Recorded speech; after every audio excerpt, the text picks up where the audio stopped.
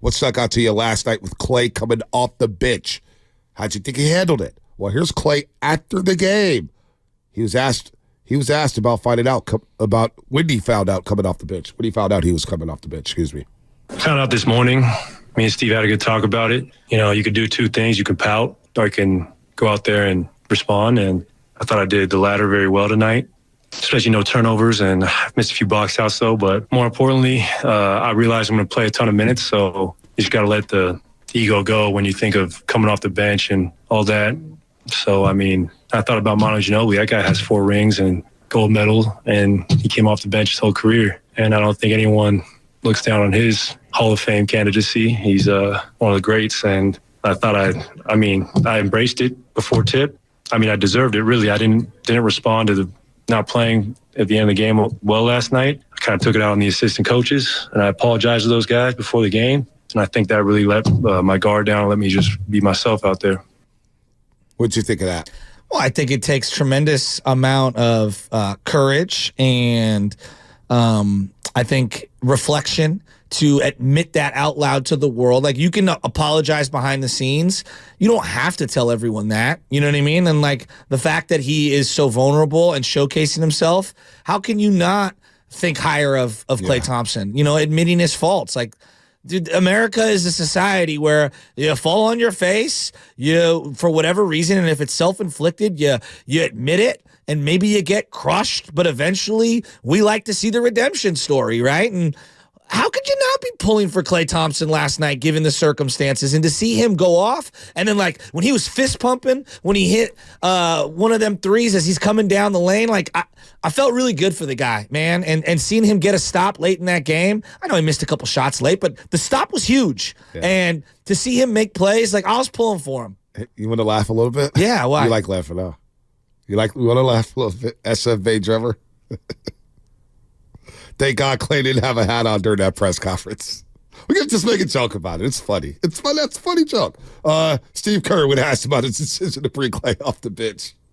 Yeah, I've been thinking about it, and line up with Brandon out there with Wiggs, J.K., Draymond, Steph. It's been by far our best lineup. BP connects the game. He rebounds. He does some things that really help the other guys, and I've been thinking about it. Decided to do it tonight and talked to Klay this morning, and I thought he handled everything beautifully. You know, the way he came out, determined, competitive. That's not easy, you know, to come off the bench for the first time in, 11 years. That's difficult, but Klay's a champion. He's one of the most competitive people I've ever met. He responded accordingly and played a great game. So then he was asked if he continues to bring will he continue to bring Klay off the bench, as Steve Kerr said. You plan on continuing to bring him off the bench forward? Yeah. Doesn't mean it's permanent, but as I said, I like that lineup with BP and the other 4. And, Klay coming off the bench gives us a lot of firepower. We'll give it a little look, and we'll see how it goes from there. I am intrigued to see what it looks like with Chris Paul, Dario Saric, whether it's a combination of Kuminga, Wiggins, whatever it is. Klay came in firing. He took 7 shots in the first quarter. He's getting his shots up. And last night he got plenty of shots up. But with that combination of guys on the floor, I didn't have a huge problem with it. I didn't either. 13 to 22, 7 to 13. They're good looks. No doubt. And then here's what Klay said about playing with that second unit. Throughout the game, when I'm running with that second unit, I realize, I might be more of a focal point through the offense. So that's a fun role to play.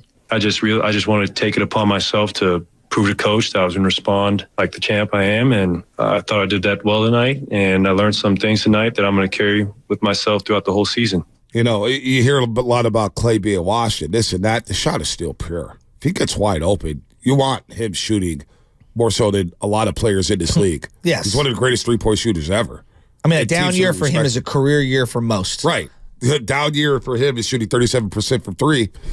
Oh, a lot of guys would take that. Yeah. Everybody wanted Pascal Siakam, right? Not everybody, but a lot of people were clamoring for Pascal Siakam. The guy shoots 29% from 3.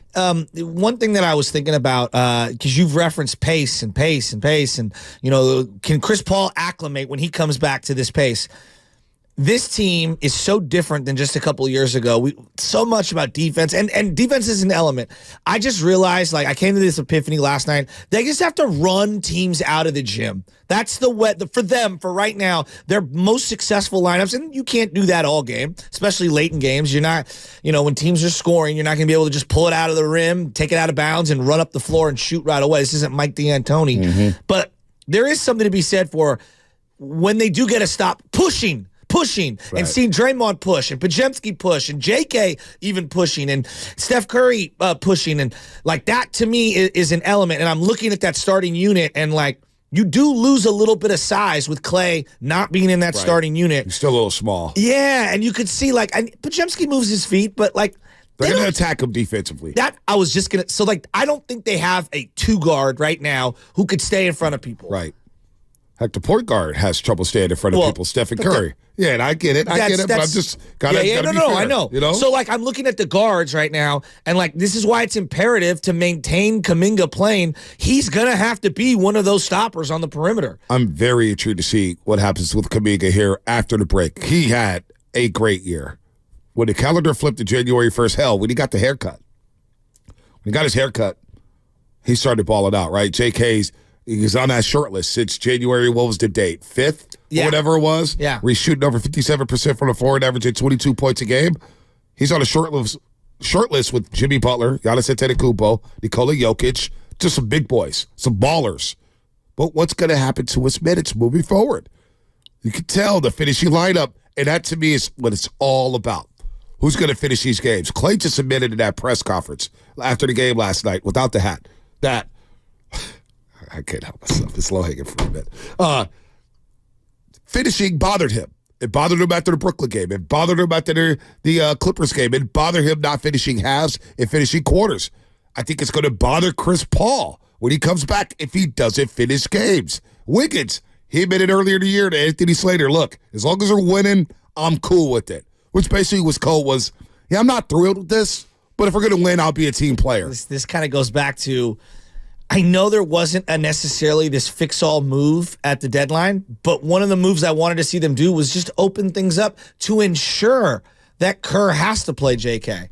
And I could see it coming. You know you can. I know, I can too. The jokes are cut. What's wrong?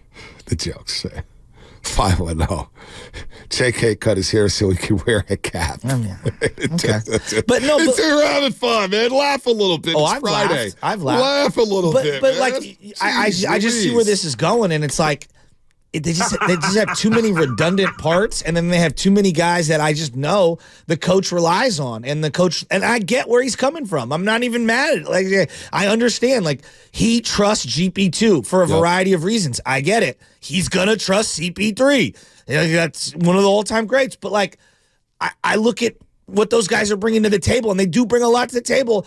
And then I look at, like, you cannot come out of this year with all of the positive momentum JK has going and then submerge his development. Yep. Like, I don't think you're a champion this year. Well, so we got to also develop while simultaneously trying to continue to compete.